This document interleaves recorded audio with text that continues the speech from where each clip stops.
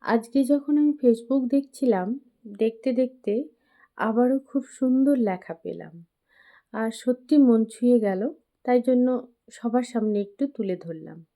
মানবিকতার জায়গা। অসহায়ত্বের সুযোগ নিয়ে যারা অন্যের দুর্বল মুহূর্তকে ব্যবহার করে নিজের স্বার্থ পূরণে ব্যস্ত থাকে, তাদের ভেতরে মানবিকতার জায়গা খুব সামান্য। দুর্বল অবস্থায় থাকা কাউকে চাপ দিয়ে সুবিধা নেওয়া শক্তির প্রমাণ নয়। এটি কেবল চরিত্রের সীমাবদ্ধতাই প্রকাশ করে। সম্মান কখনো জোর করে আদায় করা যায় না। সম্মান আসে ন্যায্য আচরণ আর সততা থেকে। তাই এমন মানুষদের থেকে দূরে থাকাই ভালো। কারণ স্বার্থের সম্পর্ক একসময় ক্ষত তৈরি করে।